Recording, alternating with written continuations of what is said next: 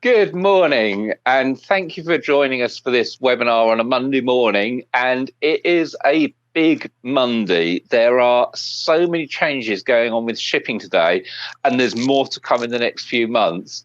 So there's things, acronyms going to be thrown about. We will explain them, things like Stop Act and ICS2. But before we get into all of what's happening today and what you need to be aware of to get your parcels shipped today, I'm delighted to be joined by two experts who actually know about this stuff, Martin Noble and Bram, both from Hurricane. So, Martin, welcome. Tell us who you are and what you do. Well, Martin Noble, I'm the CEO and founder of Hurricane Modular Commerce. A little bit of a mouthful, so we'll just call it Hurricane. We started the company 5 years ago, Chris. Actually coming from an idea 7 years ago, but it actually took us 2 years to get it off the ground. And prior to that, I was in venture capital, private equity, and operating in cross-border logistics for 35 years and e-commerce. And Bram, welcome, Bram. Thank you. So I'm from the Netherlands. I've been with Hurricane for about 6-7 months now. And my responsibilities are around the e-commerce platforms and marketplaces in Hurricane.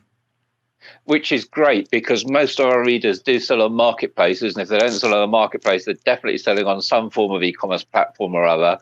So I know we've got a lot to get through. So let's jump straight in with the first slide and let's tell people what we're going to be talking about today. I think we start at the top, Chris. Which is very much the size of the market and some of those underlying trends in cross-border e-commerce that some of the audience may not be aware of, and we'll look at that sort of like pre the pandemic and what the trends were just going into the pandemic and what the trends are coming out of that. Because cross-border e-commerce is a really good area for any business to get into, but which leads on to the next bit, be very, very aware of some of the regulations and the compliance angles that if you decide to take your firm, your sellers into those markets, just be very aware of some of the increases in regulation and the subtle changes in cross-border regulation that can create pain points, friction, or even worse, fines. So I want to jump back to Christmas and the New Year just for a second. So at Christmas, or literally Christmas Eve, the Brexit, the free trade agreement was signed. We immediately discovered it wasn't really free trade. It was only free trade for goods manufactured in the UK or EU, and anything from the rest of the world still subject to tariffs. But then we came back in the new year. We started shipping stuffs and loads of couriers suddenly had issues. Parcels were returned. Amazon's partner carrier service to European FBA warehouses are still suspended from Brexit. Now you're telling us there's a whole load more of legislation that you're going to tell us about today. Are we actually ready for it? Can we actually cope with this from today? I think I can actually put certain of our clients and certain of their clients probably into three main baskets, Chris, for want of a terminology. Those that were really prepared. And what I mean by prepared for Brexit was they actually looked at their products, where those products came from, where they were going to, and absolutely understood that whatever happened in the trade agreements, there was going to be a customs border there. And the customs border between the EU and the UK is the same as the customs border between the UK and North America, or the UK and Japan, or Australia. I think when most people got caught out was, and that included Hurricane as well, was the timing of the release of the information. Just on the eve of Christmas Eve. Signed on New Year's Eve by the Queen. Yeah, absolutely. And then underneath that was that there was this subtle impact around VAT. And the VAT, not unlike what is happening on July the 1st in the EU, where the removal of the VAT thresholds on low value goods came in. That was point number one. Point number two was actually around the country of origin and what constitutes that country of origin. A product is made of material. Where does that material come from? Is it fully assembled, part assembled through that whole supply chain? So what's the domicile country of origin? And I think it was those three subtleties around VAT, country of origin. I'm not going to go into the Northern Ireland issue at this moment in time because we come to that a little bit later on. And those were the three complexities that really sort of like caught everybody by, right, okay, we have prepared, but we weren't prepared for this element or that element. But certainly, you know, those three baskets are people who were fully prepared, people were, yes, we know it's coming.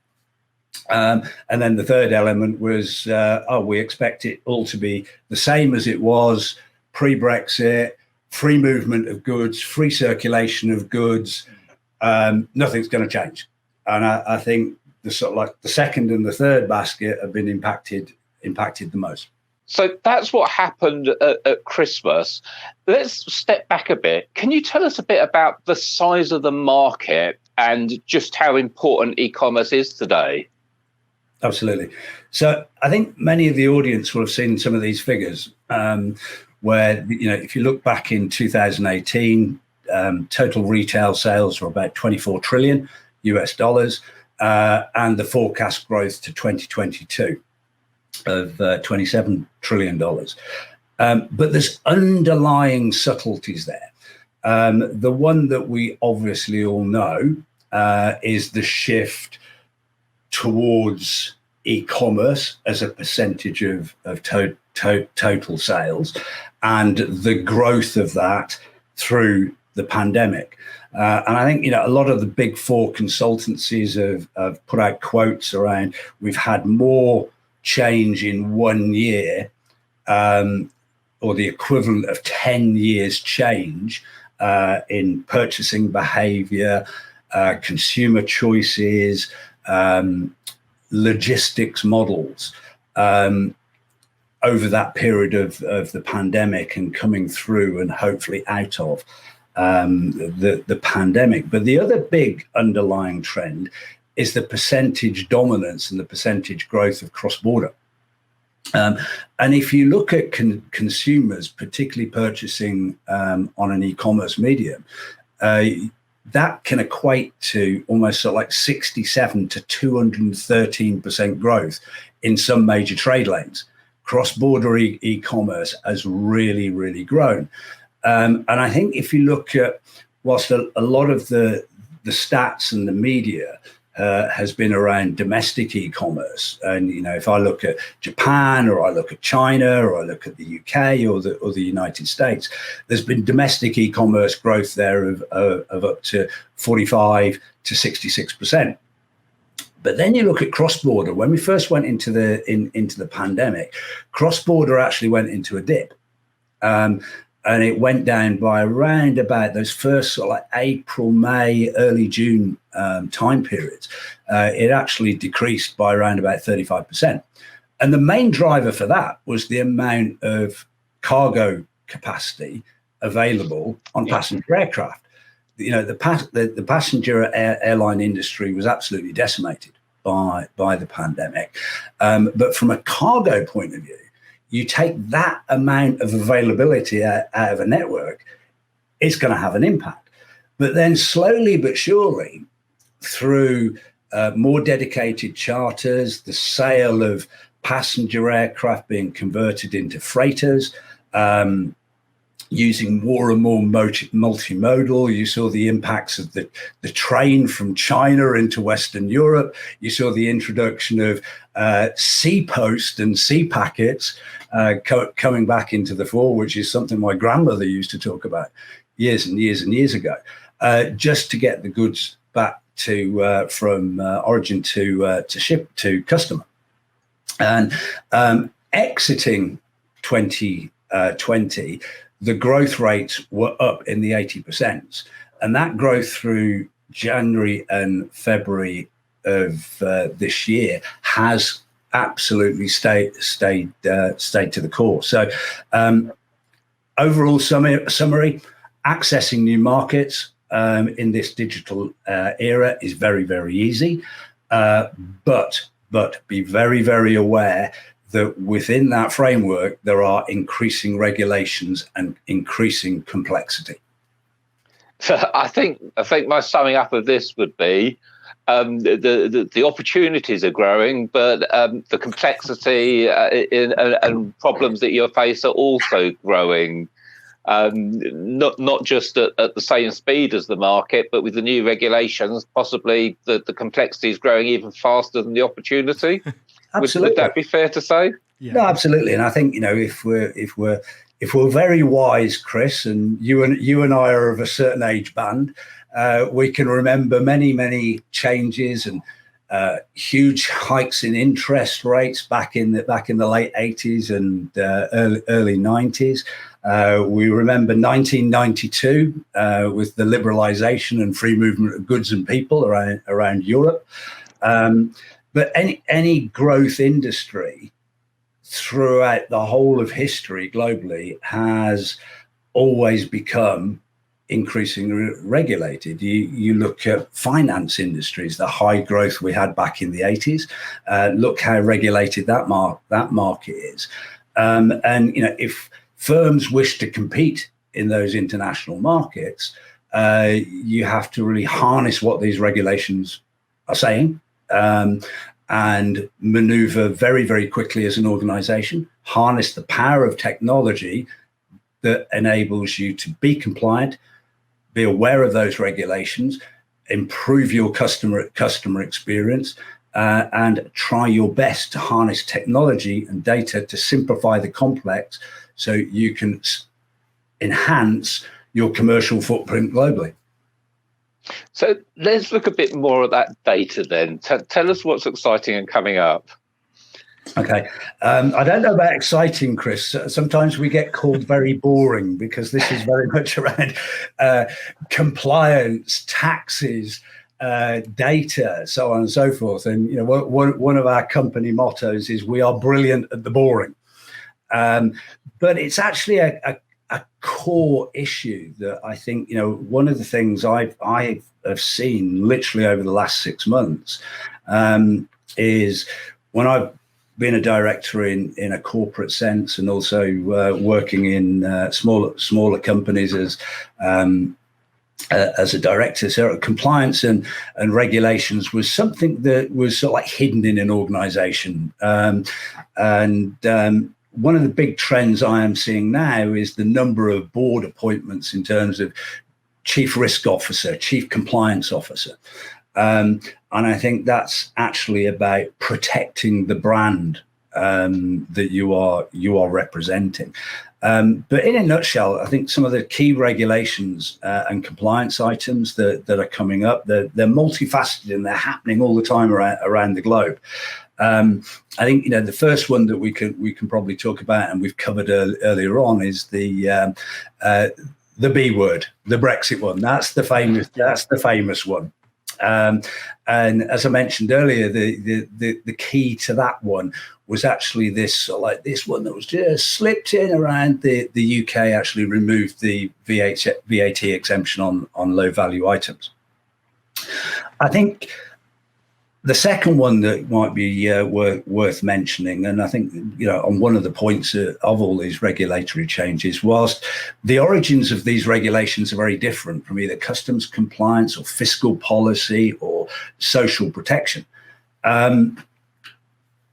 the anchor point is actually around data and how accurate your data is, how you enhance that data, how you keep that data up to date, and how you allow access and push that data through your supply chains, through your ERP systems, through your product information management systems, and through your third-party suppliers. The second one, which I'd like to mention, is what's happening today, which is the US Stop Act. And I'll go into that one in a little bit more detail a little bit later on, but that is actually around data accompanying shipments, particularly if you're using postal methodologies of distribution or groupage style of logistics consolidations that are using last mile postage solutions for final mile delivery.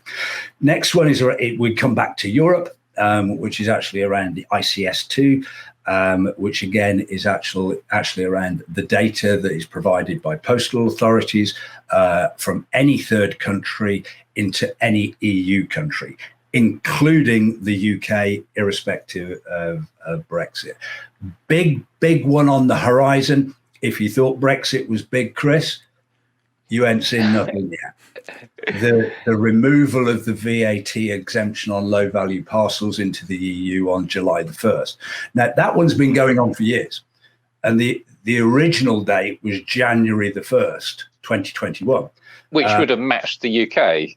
Absolutely. And that, as I go back to that was the unexpected one on the Brexit changes. Now, there was a lot of lobbying because of the pandemic, and understandably so. And the EU granted the extension to July the 1st. But in lots of the conversations that myself and Bram have globally, the big one that's always mentioned is, what am I doing about VAT on the 1st of July? How do I register with a member state? Can that member state pay my VAT due? How do I pay it? What's this thing called a URI number? What's all that stuff about? And we get lots and lots of questions outside of the EU to Hurricane about that one. And interestingly, of course, on the VAT, at the same time as they're removing the low-cost goods allowance, they're also going to be insisting that marketplaces collect VAT on goods under a certain amount. So, absolutely, most of the stuff you sell on a marketplace, it'll be down to eBay or Amazon, Cdiscount, or whoever you're selling, whichever marketplace you're selling on, to collect the VAT. Mm-hmm. But if the goods are above a certain value, you're still going to have to collect it and submit it yourself to multiple EU VAT authorities. Absolutely. And, one of the things we'll go into in detail a little bit later on, particularly around that one, is, what that means for marketplaces, what that means for sellers, what that means for retailers, because there are subtle differences. But the overall thing with that, Chris, the reason why the EU's brought that in is the EU, I think it was over an 18-month period, had 10 billion euros outstanding in uncollected VAT. Again, the one thing that we do know over time, growth industries, since the medieval times, have always been taxed. E-commerce is a growth industry. Cross-border is a growth industry, and the compliant brand-protecting firms will look to say, okay, how do we oblige by this, and how do we make our purchasers understand what's going on, and make them fully aware of what their total cost of purchase from my site, from my sellers, are actually going to be. And I think another subtle one that's changing. I mean, a lot of us saw the war between the Trump administration and the Universal Postal Union that most of our postal authority, well, all of our postal authorities are members of, and the end manifestation of those arguments and those negotiations was actually looking at how postal authorities are looking outside of that post-to-post network and looking at third parties to do their final mile delivery. So, what the audience really needs to be aware of there is watch your transportation costs. There will be some rises, there will be some decreases, but don't forget at the core of that is the choices to your purchasers. And then Bram will cover this one a little bit later, which is everything to do with, I suppose, this element of responsible consumption that we should be aware of.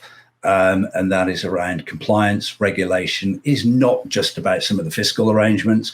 It's around prohibited and restricted items. It is about various quotas between countries on certain types of goods. And it's also about being compliant and not shipping to parties that we shouldn't be shipping, and being very aware of the impending and increasing fines that can be placed on people that fail to meet those compliance standards, and particularly in the United States, where an individual fine can be over $330,000 US. So there's an awful lot going on then. I think what I'd love us to do is to start going into these things in a bit more detail, but bearing two things in mind for people that are watching this webinar. I know the two things they want to know is, what do I need to do to be compliant, whether it's just what information and how do I send it to my courier? What do I do practically? And the second thing they want to know is, okay, there is all this regulation.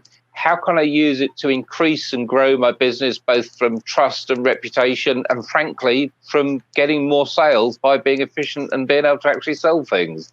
So if we can bear those two things in mind, where would you like to start? Okay, so I think where we'll start is we'll go through each of the events, because going back to what I said, each of these regulations has a different origin in fiscal, customs process, channel of customs entry, or social in nature. But the anchor point, Chris, is absolutely, and we will repeat this and repeat this and repeat this through this webinar, is absolutely around your data and what types of data and what fields of data need to be absolutely accurate. So I think the first one, and Bram, I'll deal with this one, is the Stop Act. Now, this is the one not to say when you've had a pint of beer. It's the Synthetics, Trafficking and Overdose Prevention Act, and is relevant to the borders of North America, the United States of America.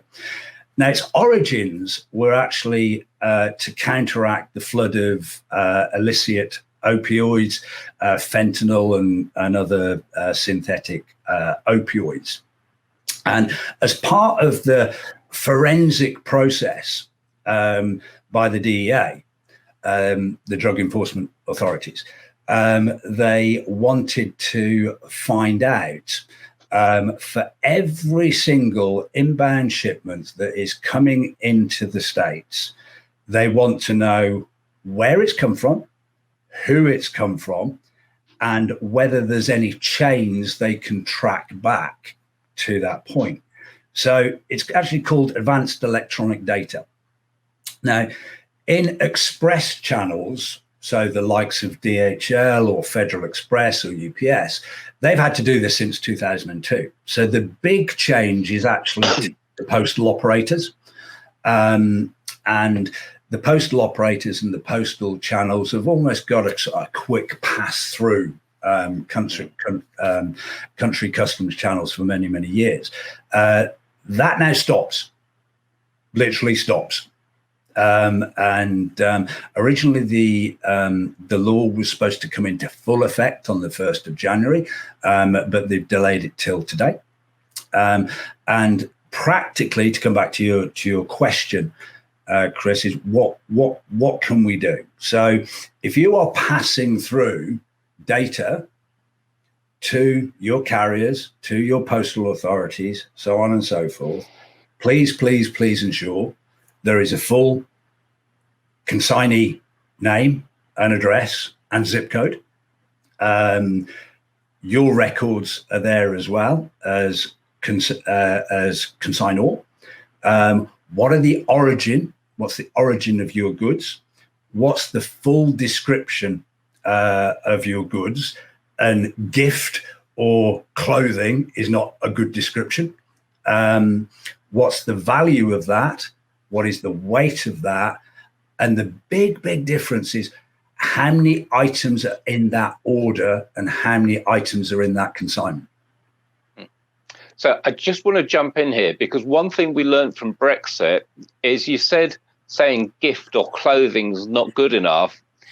I think it's worth emphasizing you need to be absolutely ultra specific. And the example I saw was you don't put clothing, you put jacket, which is a lot more specific, but you need to be even more specific. You need to say it's a woman's jacket or a man's jacket or a child's jacket. You've got to be so specific. Yep. Absolutely. You know, your product information management system has to really crank up several gears here. And to use your example, I would even go even further, Chris. I would say woman's jacket, cotton. Woman's jacket, leather. What's the origin of that leather? Where did that come from? Gotcha. And that is what these authorities are looking for. Now, you get that data. So when you're manufacturing your product or you're designing your product, and within your ERP systems or product information management systems, there will be items in there. You'll have the name of that product. You'll have the commodity description of that product. You may have the HS6 code of that product, but making sure that's absolutely correct and passing that through to your carrier, your multimodal carrier, your postal authority is absolutely sacrosanct to protect you from getting fined, encountering delays, which then has a knock-on impact to your purchasers and your consumers. Now, I think you said a lot of the couriers, the couriers have been doing this since 2002. So if I'm sending stuff by courier, whether it be DHL, UPS or Parcel Force or whatever, is that generally good news because it's business as normal, no change, and it's just if I'm sending stuff by the post I need to worry, or is it a wider change that I need to be concerned about? I think, Chris, without getting into real complexities of known agents, known customs clearance parties, so on and so forth, it's also had to ramp up for them as well. And in my DHL days, and I'm going back 20 odd years ago, data accuracy and data compliance from our clients, there was always an intercept there and a review of that, because we had to do that to ensure that the goods and the commodity descriptions and the corresponding customs codes were actually there. But I think with the freedom that we've had, particularly within EU movements, that competency and level of competency and level of inspection has actually depleted. But what I'm now seeing is in all of the express carriers that are speaking to us, all of the postal carriers that are speaking to us, and the freight forwarders, is that they all need this massive shift from around about some of the lowest I've seen in data accuracy is around about 20% of data accuracy, particularly around description of good and the HS6 corresponding HS6 code, customs code, up to best demonstrated practice. I've seen 85, 90% correct. But it's a focal point we all have to be aware of because of the consequence of the shipment being stopped, the shipment being inspected, and certainly, the CBP, the Customs and Border Protection in the US, have actually stated if it comes in and it hasn't got the appropriate description or HS6 code to it, one of three things will happen. One, it'll be stored and you'll be charged. Two, it'll be returned and you'll be charged. Or three, which I think is a little bit inefficient, it'll be destroyed. So we wait and see till over the next couple of days to see how tough they are enforcing the Stop Act in the US. So that comes in today. I have to say, it does sound a bit like Brexit, with the data being key. And most of the complaints I saw about from Brexit, or not complaints, but most of the reasons I saw when things failed to get through was lack of data, lack of electronic paperwork trail. So this is going to be a real key one, I think. Yeah. And talking of the EU, I think we've got changes coming up there today as well. Yes, definitely. So in the EU, we've got the Import Control System 2 coming into effect. It's and people might have seen this as ICS2. Yes, ICS2, indeed.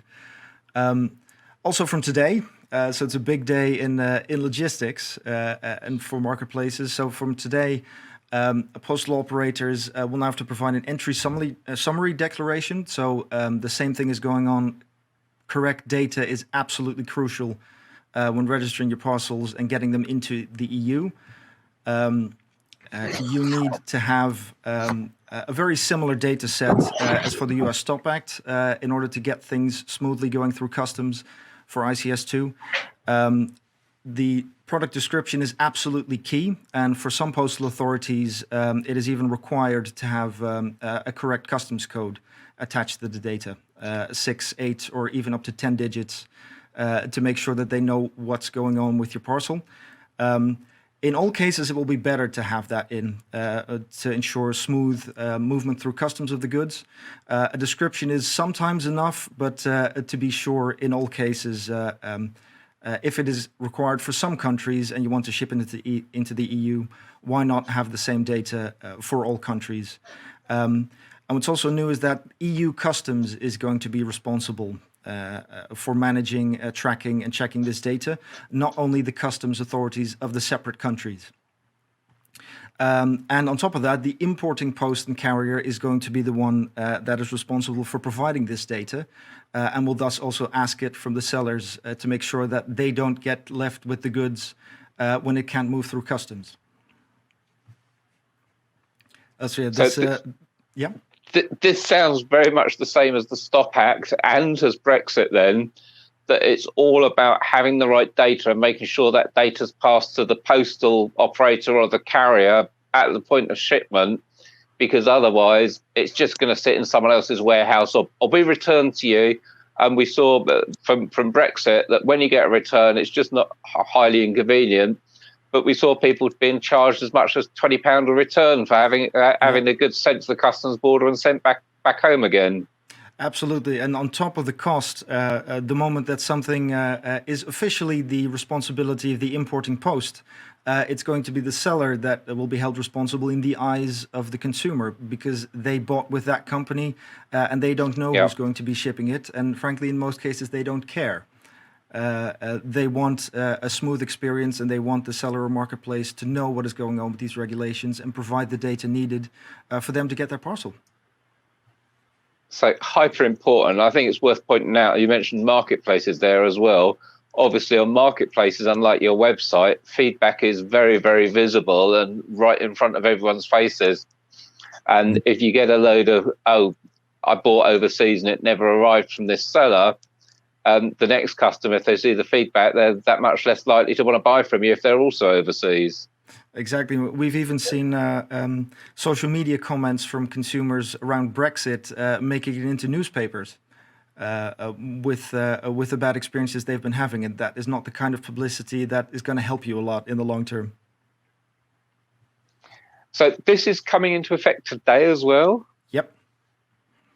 Yeah, and I don't think it's a coincidence that the Stop Act was moved up to March 15th. Because it will coincide, a lot of, as we mentioned, the data required coincides with this. So in order to get everyone prepared, it is very similar. So yeah, from today, both for the US and the EU, the requirements will be very similar. Oh, so that's all happening today, and it's all about the data. Just before you move on, and you can move on straight after this question if you like, because I think it's a tough question. For someone that's sitting there today, they've almost certainly, if they sell cross-border, they've got sales ready to ship. Yeah. Should they be worried, or will their carrier just automatically have insisted they give them the right information this time around, which obviously might not have been the case around Brexit? I think that's a really good question, Chris. You know, where does the responsibility for this lie? And I'm going to sit on the fence on this one, because that's the role I play. You know, we deal with marketplaces, we deal with e-tailers, and we deal with the carrier community and the postal community. And I think both parties, to get to that point of supply chain efficiency, you mentioned earlier about the number of returns. How inefficient is that? How bad is that for your consumer? The cost of those returns. And, you know, I could go on and on and on and start quoting CO2 emission figures to you around the increase, every 1% increase in CO2 emissions, what that means. And that is created by effectively an inefficient transport mechanism and an inefficient transport. And these aren't even real returns, because it never got to the consumer to decide they didn't want the product. This is got to customs and was returned. So it's bounced back. But, you know, it's quite interesting, isn't it? You know, with all of these sort of like card shocks and cost shocks and administration charges and duty and VAT charges, how the number of returns has cranked up. But that could have been so easily prevented by showing a full what we call a landed cost. So the cost of the good, the shipping charges, the duty and VAT, depending on thresholds and de minimis thresholds of whatever the importation country is, that can be shown at point of purchase. And, you know, one of the things, just to pick up on your message, you know, what does this mean? So certain retailers that are our customers, where they've done that, they've shown up to 20% increase in revenues, because we're allowing them to expand globally. There's a full transparency of cost at point of sale, so their abandoned cart rates have reduced. And funnily enough, the number of customs inquiries and inquiries about, well, hang on, I bought this for 200 quid and the duty and VAT was 37 quid and the administration charges with that, we've seen reductions of 78% in their customer service inquiries. So it's a good thing to get right. You know, we have to absolutely get that right. So to me, it's about all the parties working together to make sure that this data is absolutely correct at source. And speak to your carriers, speak to your postal authorities. What do I need to get right? How do I do that? They will be supportive, because at the end of the day, you're solving an issue for them as well. And there's certain of those data sets. And you know, if I was CEO of a retailer or an e-tailer or a marketplace, I would show my duty of care in that respect, because at the end of the day, this is impacting my customers. And Chris, as you and I have always said, it's consumers and customers that create markets. Yeah, absolutely. To add another point to that, for sellers that are using multiple channels, so selling both on marketplaces and via their own websites. If you've got different ways of getting your products to the consumers, and those have different levels of strictness on the requirements, then making sure that all of your products have the data up to the strictest level is going to ensure that it's smooth in all cases. Well, that's a lot to take in. So what else have you got to tell us today? What's coming up next? Well, myself and Bram flipped a coin on the next one. I lost. The Northern Ireland Protocol. We mentioned Brexit earlier on, and if everyone remembers back in the Brexit negotiations and the announcements to Parliament and the round the periphery arguments, etc., Northern Ireland was a real issue. And this one, you know, we talked earlier, Chris, about, you know, the Brexit we've got a new customs border. There was the low value good VAT thing slipped underneath, but to some of our Irish customers and Northern Irish customers, this one is a big issue, and I think it's actually around where, for the right reasons, a governmental policy is put out, and then the poor old bureaucrats have to translate that into a workable arrangement for the respective customs authorities, and then they have to then translate that to ourselves as operators within the industry. And the Northern Ireland piece has been really complex. So I think, on that slide there, there's this lovely two words: special provisions.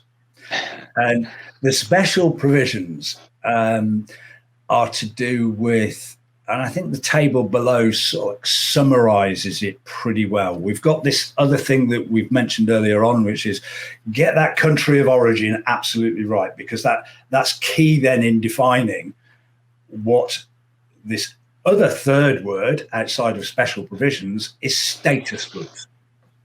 So within the movement of EU to UK, it's almost like third-party country to third-party country. New Zealand, Australia, UK, Australia, USA.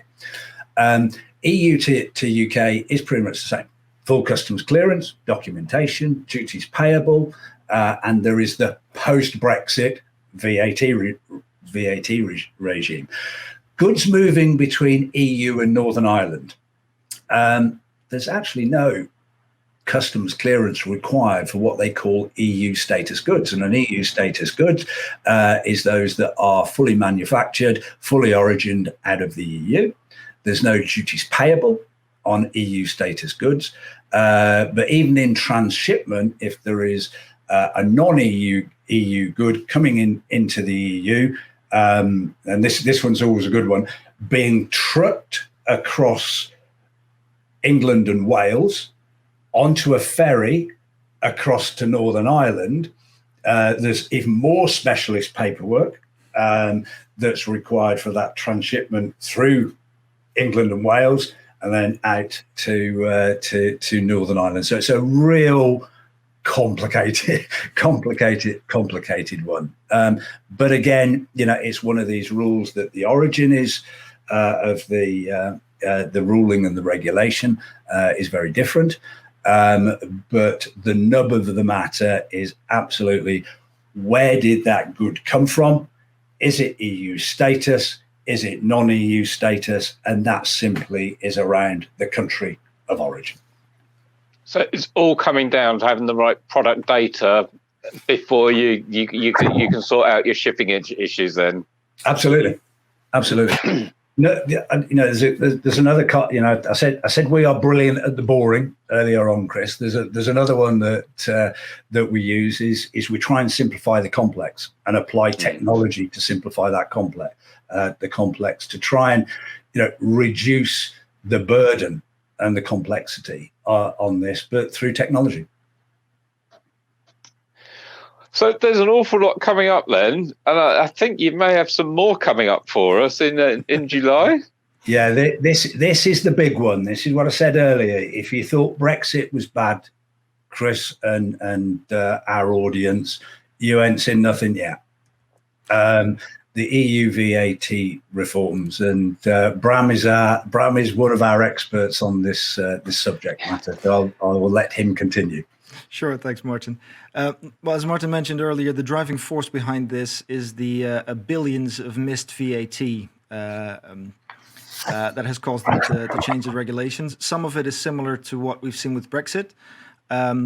What is the key component of the VAT reforms in July is going to be the import one-stop shop will be launched. It is one system that is meant to simplify the EU VAT returns. But around this whole set of regulations, if you do this right, it can simplify things and it can save you a lot of money. And if you do not do it correctly, it is going to increase complexity and increase costs exponentially. So the import one-stop shop is a way of making it easier to pay VAT in Europe. You will have to register in one country only and pay VAT in that country, and then that country will forward the VAT that you're due to other EU countries for you, greatly simplifying the process of selling to multiple different EU countries. For products with a value under 150 euros, so similar to the 135 pounds limit that is now in effect for Brexit. Marketplaces are going to be the ones held responsible for collecting, calculating, and paying this VAT.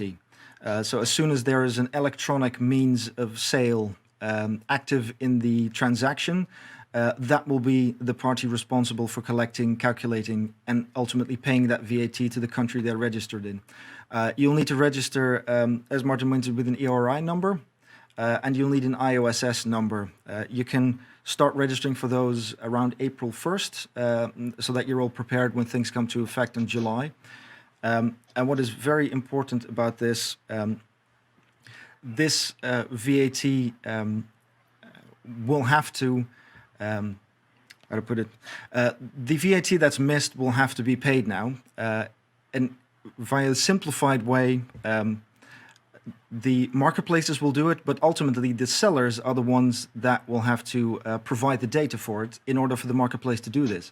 So there will be complications around using the marketplace's IOSS number and EORI number, because the seller, when they send out the package, will need to put the right data on it, whereas the marketplace will need to do the return.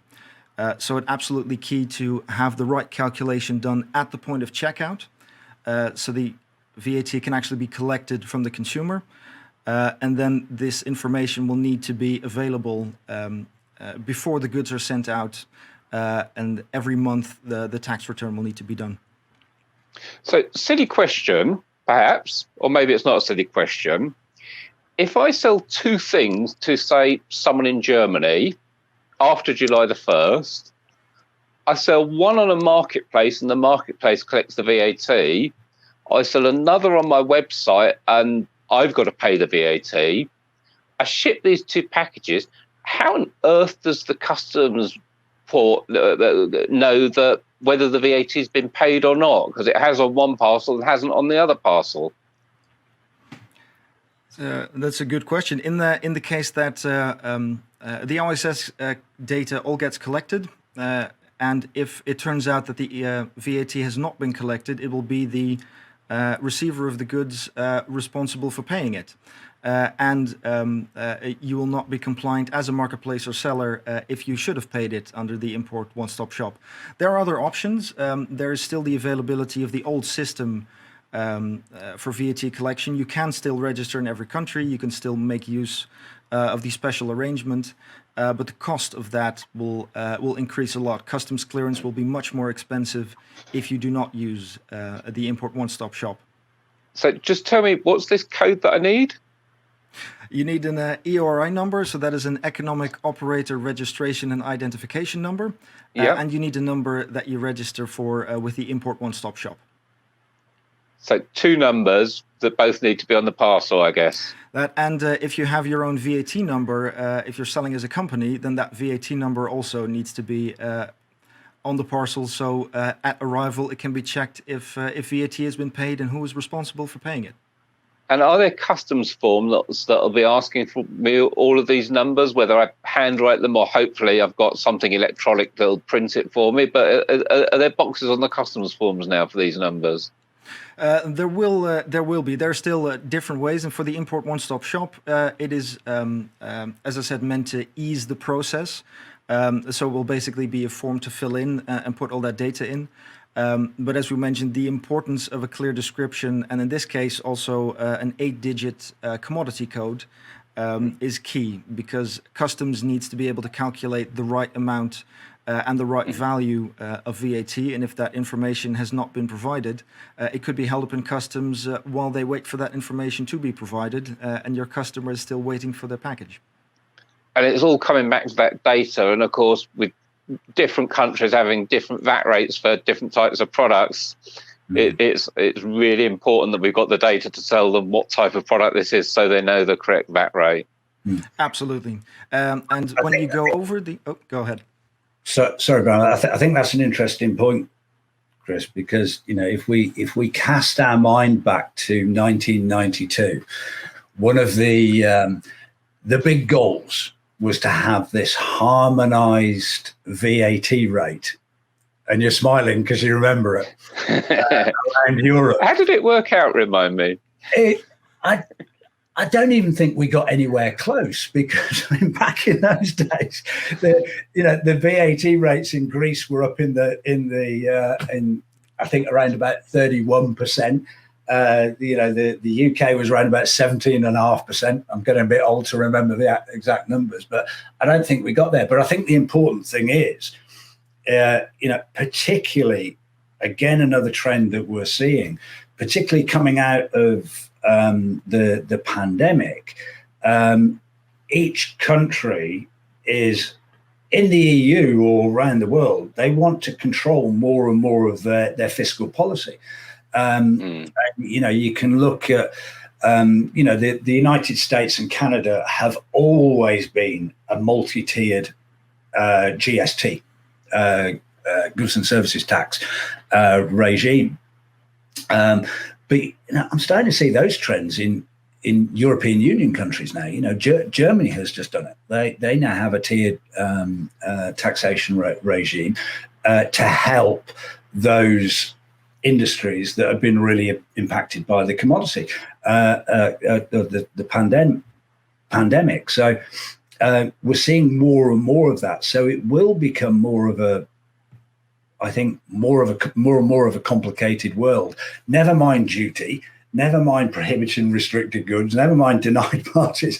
It's also around your VAT and how you pay it, and at what level, in what country, in what goods, and how and where you can pay it. And I think, whilst digitization has created a lot of this openness in access to markets, it can also solve a lot of the complexities as well. Yeah, and I think while this is hellishly complicated, I think one of the good things is it does kind of level the playing field, because if you were doing all of the work and paying the VAT and taking the costs before, and someone from overseas was just shipping stuff in, marketing as a gift, that's not going to happen anymore. The VAT is going to be taken by the marketplace. It is an opportunity there, I think, for people that may see competitors' prices rise, because they're now getting copped for these costs as well. Chris, absolutely. A lot of these regulatory changes do absolutely level the playing field. So if you are a compliant operator, you'll be fine. Excellent. The people that have made abundance of cash, we see it every single day, Chris, is incorrectly overuse of the word gift, incorrect HS code, whether that be 6, 8 or 10 digits, the same code applied from electronic goods all the way through to toys. And my favorite for electronics has always been the commercial sample. Absolutely. Commercial or salesman sample. That's always a classic.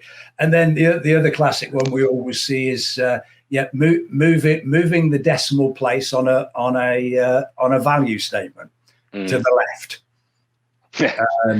All of that, all of these regulations, wherever you look, a lot of the customs authorities, a lot of the administrations are really investing in high-tech algorithms, high-tech review systems, automated process to capture the players that don't want to play on the level playing field. And I think that's a good thing. I really do think that's a good thing. Yeah. Tough maybe for getting your data and everything organized, but great for leveling the playing field. And once you do, it'll be easier and a lot more cost effective to do this. You don't need as many different places to pay your VAT anymore. You don't need a whole department, maybe even for doing this, provided you get everything right. Because again, the data set required for getting the right VAT is very similar to what we were talking about earlier. Actually, they call it the super reduced data set that will be required, and it still contains 24 different items that you need you need to enter. So 24 data points for everything you're shipping. That's quite scary. So how are we supposed to manage all this? And in fact, also, how can you guys help us manage all this? Okay, so I think coming right down to the pragmatism of it all. How can we help? How can we support? How can we guide the audience? I think very, very simply. I mean, Brad mentioned it just then, the number of different data sets. But I think if I boil it all down pragmatically, what can you do? So for every consignment, ensure there's full sender address details and full receiver address details. Even if your arrangements are through 3PL arrangements, 4PL arrangements, please ensure that that's correct. For every product that you have, look at adequate and accurate product descriptions. We mentioned it earlier, Chris. Clothes is no good. We have to look at ladies, jacket, size, cotton. That then drives your harmonized system, and at a minimum, and as everybody in the audience I think is aware, or hope is aware, you have what's called a HS6, a harmonized system 6 code, because it's 6 digits. That's common to every single country around the globe for a certain set of commodities. And I'm hoping a lot of people have got these HS6 codes from Brexit, so should be hopefully well prepared. Or moving towards that. But make sure that your HS6 number marries up to your commodity description.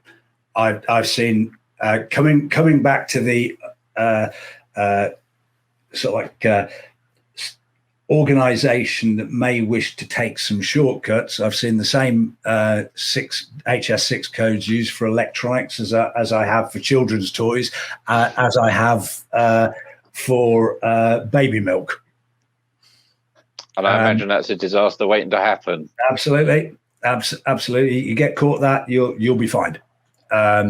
So the days of sample, gift, salesman sample, close are no longer good enough. Make sure your HS6 code's right, but then don't forget the subtleties depending upon the country that you're sending to. 8 to 10 digits, and into France up to 18 digits are very, very different by country. They're not common, so be very aware that those beyond HS6, the 6 digits, they are different for every single country in the globe. Whilst the 6 are common, anything beyond that is there. Please, because this is the main driver around many of these points that we've talked about, is actually what's the country of origin? What's the majority of your product made up of, and where does that come from? Make sure that that's done. Don't skimp on the values. I know that because we work with the supplier, customs and border protection in the US have got some very, very sophisticated algorithms that, for example, if you are shipping an iPhone and you declare its value for customs purposes and commercial value, and you value that at $10 US, you're going to get fined. And just for clarity, when you say value, should that be my cost value or the retail sale value? Really good question. Very, very good question, Chris, because it is actually your cost value, not the price that you're selling it to your customer at. And this is where a lot of people are getting a little bit confused. It's the commercial cost of that good. So if you're declaring your selling price, you're going to get taxed more. Okay. So yeah, cost price. Yeah, cost price.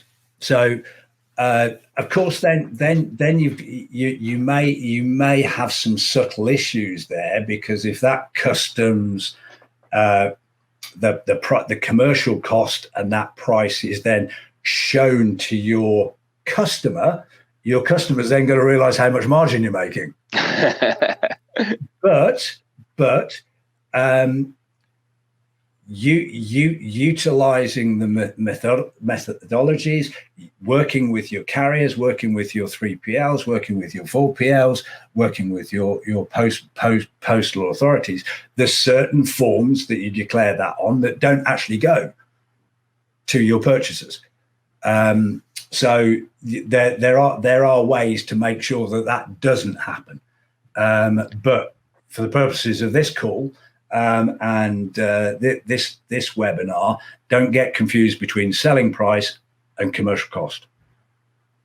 The other thing is, particularly US, is weight, and don't forget volumetric quotes in weight, and quantity, because in regimes gone by, you could clear on bulk. Now what pretty much every customs authority in the globe is looking at is item by item descriptions. Yeah. Item by item HS6 codes, item by item, which in B2C e-commerce is relatively easy, because we think in baskets, we think in consignments. Each basket equals a consignment, effectively. But that one sort of is more towards what I would call sort of upstream supply chain, which is origin of good, manufacturing of good, B2B types of transactions. But be wary of it, because the regulations have changed, and the way that customs authorities will look at it is on an item by item base, not a clearance container base. Now we're coming up to about 50 minutes, so I think we've run over on time. But I know there's still some more things, and I'm really keen to hear about Hurricane as well. So data, you can't emphasize it enough how important it is. But there's also prohibited and restricted goods. What's all this about? Yeah, so the new regulations coming in that are meant to simplify this entire process do not apply to products that are prohibited or restricted, or, for example, excise goods like tobacco or alcohol. So knowing when you send something out, if you can use the simplified version of customs clearance, or if you need to attach any other documentation, a permit, depending on what the item is very, very important. Also around the import one-stop shop, for example, if you have an item that is restricted in a certain country, you cannot do your declaration for that item via the import one-stop shop. So knowing which of your items are prohibited or restricted is very, very important to get everything moving smoothly. And the same is true for denied parties. If you're found to ship to a denied party, you will be fined for this, especially if the United States has anything to do with it. The BIS, the Bureau of Industry and Security, is very, very strict around making sure that no one in the supply chain is letting it happen, that someone at the end of the supply chain is someone that has been caught money laundering or associated with terrorism in any way. And sometimes it can be really tricky to find out if this is the case. It could be someone under a false name, but using a certain address that belongs to a denied party.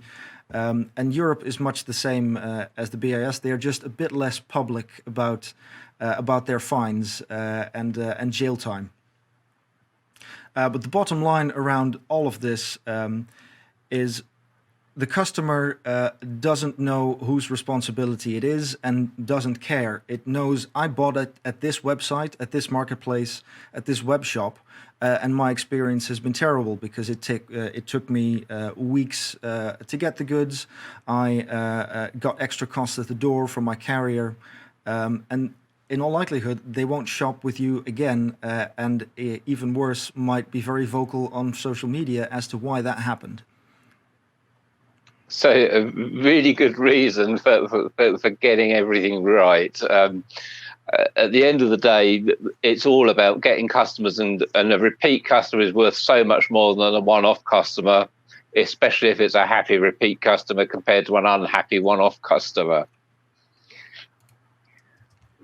So, key takeaways. I think my top key takeaway myself has got to be two things.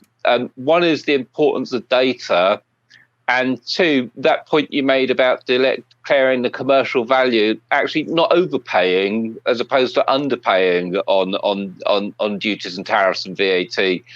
Make sure that, and that again, I think it really comes back to what you've said all along. It comes down to having the right data, doesn't it? Absolutely. I think, we've highlighted throughout this webinar, the changes that have taken place today, Chris, those coming up, some of those in very, very recent history. And I think that market growth is extremely attractive and extremely easy to get into, and broaden your commercial footprint to enable your business growth. And that's been enabled very much by online digitization. We can get translation models in there. You can get currency translation models in there. You can get local payment mechanisms, all at your front end. But behind all that, to weave your organization through some of these pain points, friction points, and compliance points in cross-border e-commerce is get your data absolutely right. If you get it right first time at source, all of the stuff that Bram's talked about there, and you've talked about, Chris, about the customer experience, getting shipments there quicker, displaying online and pre-checkout and during checkout what the fully landed costs are going to be, what the estimates on duty and tax are going to be for the purchaser, getting efficiencies through your whole supply chain, reducing your returns, making sure that your margins and your cash flow, particularly if you're shipping on a DDP basis, make sure you're collecting that cash right up front, so there's no surprises later on when you get the bill from your carrier about VAT, import charges, administration charges, airside storage charges, etc., etc., etc. But then overall, it's like Bram said earlier, it's about your brand protection. And being very compliant. And I think we mentioned earlier on, yes, there's all of this regulation, but the regulation actually levels up the playing field. Yeah, to definitely. The compliant and those parties that are doing stuff by the rule book. And I think, the other major thing there is, Chris, if you look at every government around the globe, how much they have spent through the pandemic for the right reasons. You couple that with the national debt of most countries from 2008 and the financial crisis in bailing out the banking industry. They are going to look to ways starting to claw that back. And, throughout history, any high growth industry has become increasingly regulated and taxed more and more. But, each organization then has to weigh up what's the opportunity versus the cost in a compliant manner. And I think that's the world we now live in. So a changing world. And we are out of time, but before we go, tell us just a little bit about Hurricane and what you guys do. So Hurricane is 5 years old. We are specialists in the data. So we look at our data banks contain over 26,000 commodities, 150 countries in, 150 countries out. And for each of those products, we have prohibited and restricted items. So we can look up things like if you wanted to buy a knife in Belgium from the United States, that's an allowed transaction. If we try and do that in the UK, it's restricted. If you try and do that in Estonia and the blade length is more than four inches, it's restricted. If it's less than 4 inches, it's restricted. If you're manufacturing leather belts in the US and the origin of the leather is in Brazil and you're shipping that to Australia, you need a certain license under quota. So we hold all of that complex data. And it's taken us 5 years to build that, as well as 102 denied party lists from various countries to other countries. And we deploy that through APIs to our customers. We utilize artificial intelligence in their product classification. So it's not a really manual, labor-intensive process. Most of our classifications we can do in real time. Looking at a product being sold in cart, doing a full classification, a return on the duties and taxes, a prohibited, restricted, and a denied parties call. We can do that in 128 milliseconds. I remember the classification days of old, using manuals and books and stuff like that, Chris. It used to take me about 20 minutes to do an individual classification. But 120 milliseconds, can I even blink that fast? No, when it's in cart, it's fantastic. You don't even see it. Don't even see it. And we deploy to front end systems for retailers, e-tailers, and marketplaces. We do middleware systems in ERP for product information management systems, all the way up to really high 1 million items per night cleansing data, particularly around making sure HS6 codes and product descriptions for high volume logistics operators out of China, out of North America. But it's our core, our anchor point, going right back to where we started, is the data. And we apply that through technology, harnessing AI, and harnessing scalable and very, very quick systems. Because we know this costs people. We know that costs people. So to sum up then, it's all about the data. Regulation isn't going to change because it's not about regulation for regulation's sake. It's all about getting the money in for governments, and that's why the regulations are here. 2 key changes today: the US Stop Act and ICS2 for the EU. You've got to get your data right if you're going to get your parcels through. And thank you so much, Bram and Martin, for your insight today. If anyone wants to get hold of you, obviously the contact details on the screen. And if anyone does want to watch a replay of this, because I know we've gone through an awful lot, it'll be available on Tamebay and on YouTube probably by tomorrow morning. So thank you so much again, Bram. Martin, a pleasure as always. Thank you for your time today.